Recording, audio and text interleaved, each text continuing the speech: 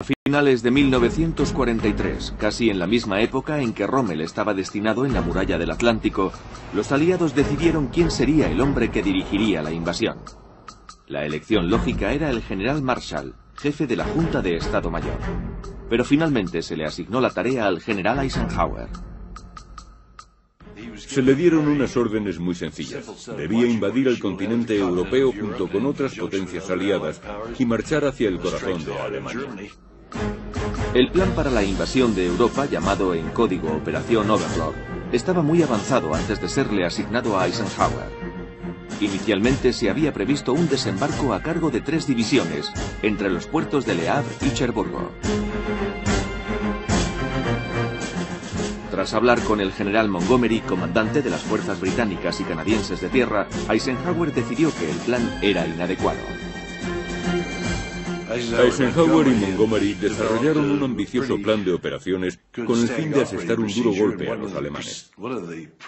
Para ello debían desembarcar en un frente muy estrecho. Además estuvieron totalmente de acuerdo en que debían emplearse 5 divisiones en lugar de 3. Una decisión crucial para los aliados era elegir el punto de desembarco. Los aliados comenzaron por reconocer las costas francesas y belgas. Para ello enviaron aviones y submarinos que transportaban buceadores.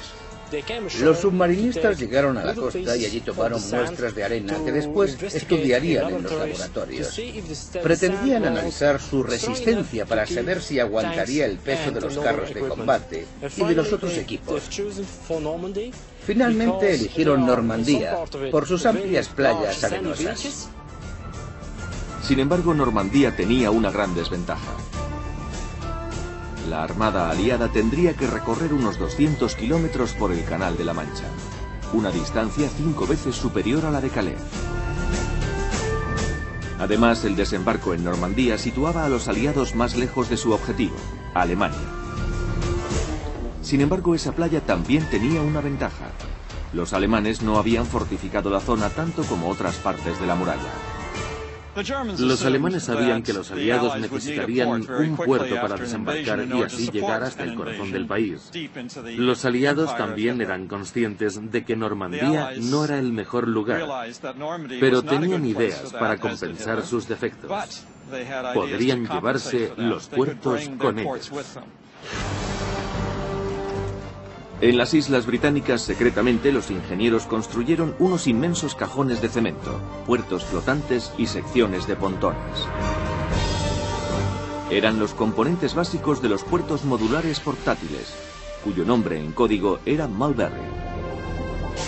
Cuando comenzó la invasión, las piezas se llevaron hasta Normandía, donde se ensamblaron 2 puertos. Cada uno de esos puertos artificiales podía descargar en las playas 10.000 toneladas de material al día. Mientras tanto, en Estados Unidos se trabajaba sin descanso en el diseño de vehículos de poco calado que facilitaran el desembarco de tropas y de material.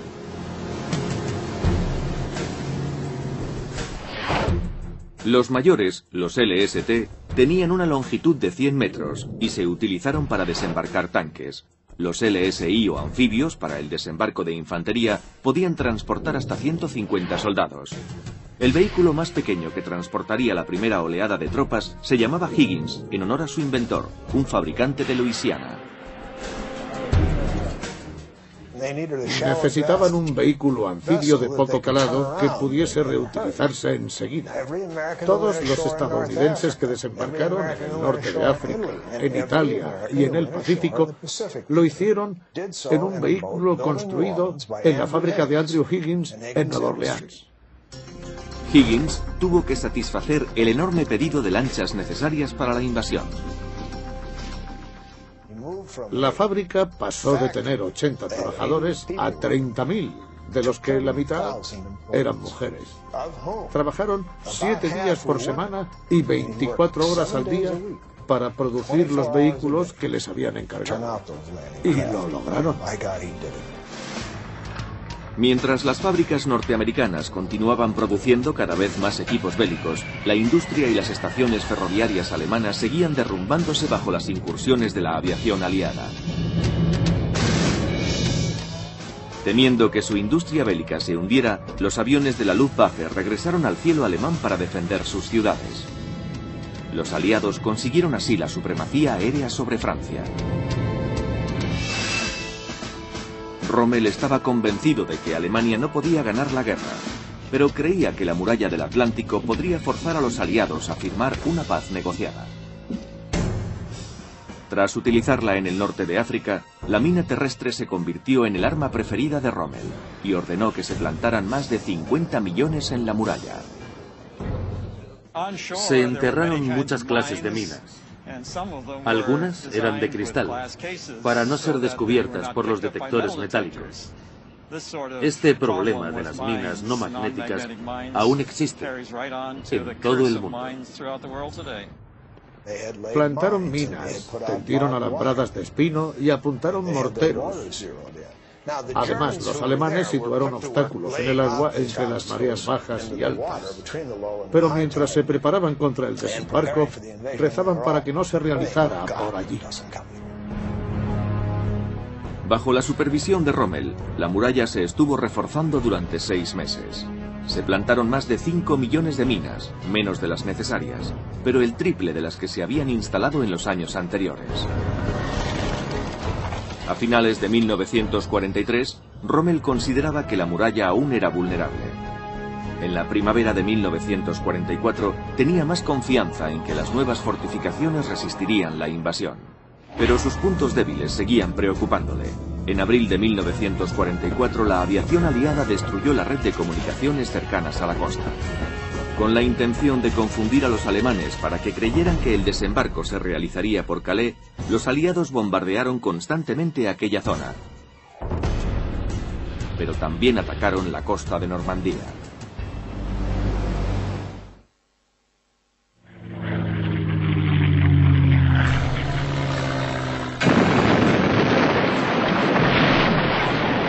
En la primavera de 1944, los aliados bombardearon la costa occidental de Francia.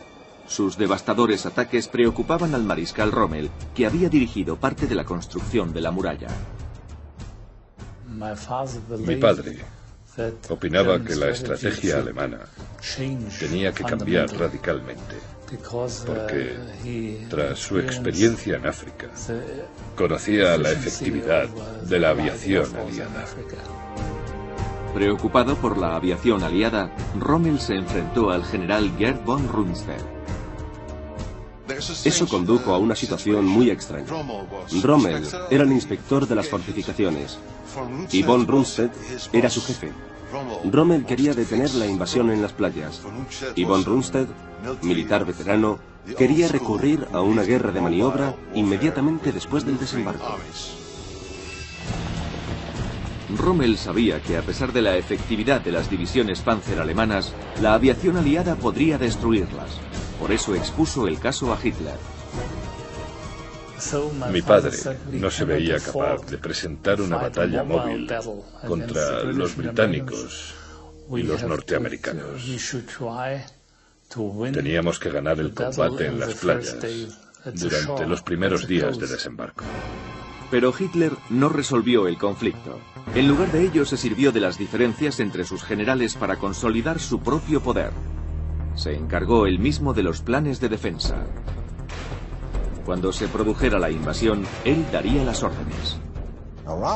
Ni Rommel ni Rundstedt eran nazis, pero Rommel trató de convencer a Hitler para que se rindiera mediante una paz negociada, mientras Alemania aún tuviera algo que ofrecer. Pero Hitler estaba decidido a seguir adelante con la guerra. El poder, para él, no aceptaba términos medios. Aunque los alemanes eran conscientes de que los aliados se preparaban para la invasión, no sabían el momento ni el lugar por el que se produciría.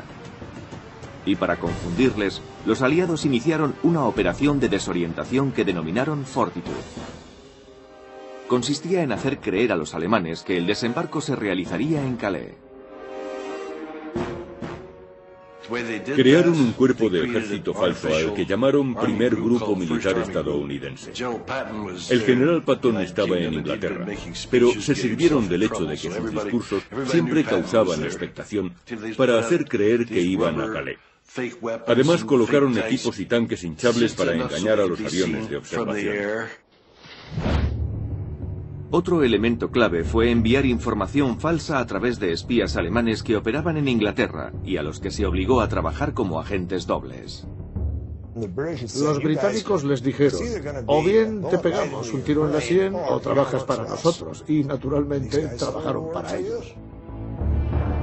Los agentes dobles convencieron a los alemanes de lo que ya sospechaban. Los aliados enviarían a Patton contra Calais. Que si tuvo éxito la operación Fortitude, realmente los aliados no podían pedir más.